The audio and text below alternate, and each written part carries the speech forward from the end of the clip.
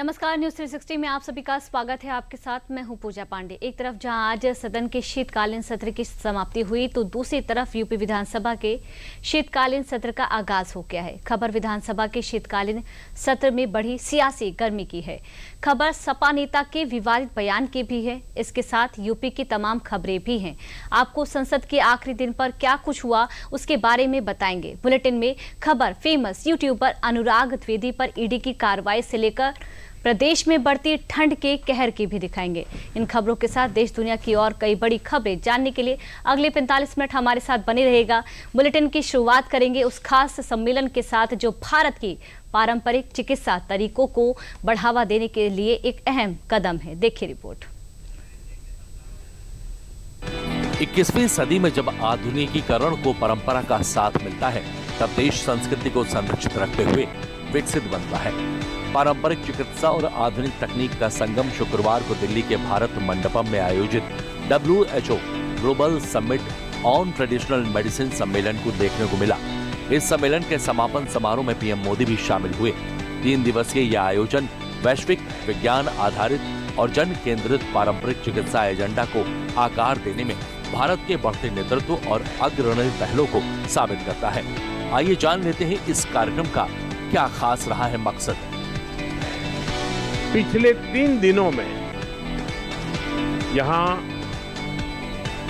पारंपरिक चिकित्सा के क्षेत्र से जुड़े दुनिया भर के एक्सपर्ट्स ने गंभीर और सार्थक चर्चा की है।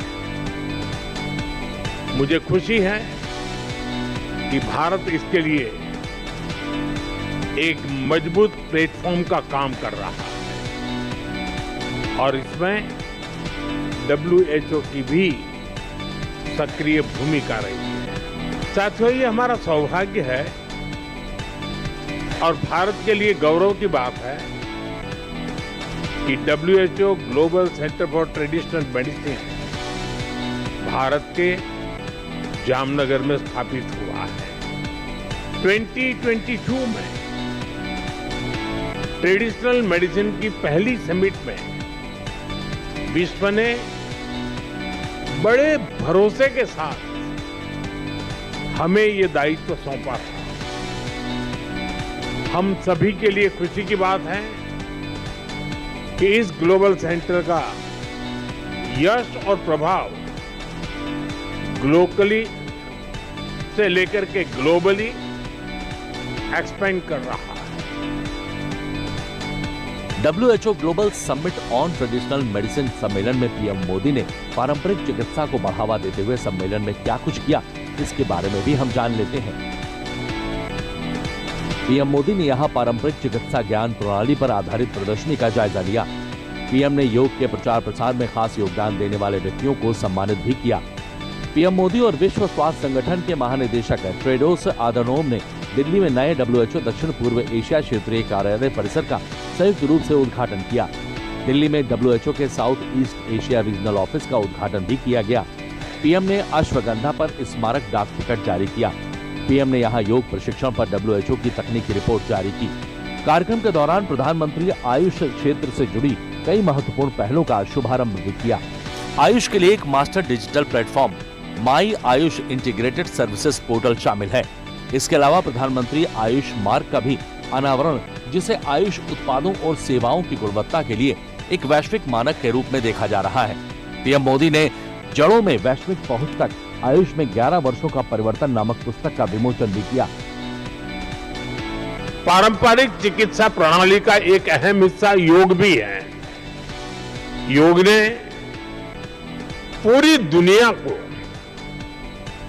स्वास्थ्य, संतुलन और सामंजस्य का रास्ता दिखाया है। भारत के प्रयासों और 175 से ज्यादा देशों के सहयोग से संयुक्त राष्ट्र द्वारा 21 जून को योग दिवस घोषित किया गया था। 17 से 19 दिसंबर तक चले इस शिखर सम्मेलन को विश्व स्वास्थ्य संगठन और भारत के आयुष मंत्रालय द्वारा संयुक्त रूप से आयोजित किया गया। शिखर सम्मेलन में वैश्विक नेताओं, नीति निर्माताओं, वैज्ञानिकों, चिकित्सकों, स्वदेशी ज्ञान धारकों और नागरिक समाज के प्रतिनिधियों के बीच न्याय संगत, टिकाऊ और साक्ष्य आधारित स्वास्थ्य प्रणालियों को आगे बढ़ाने पर गहन विचार विमर्श हुआ। अब आते यूपी की बड़ी खबरों पर। आज यूपी विधानसभा में शीतकालीन सत्र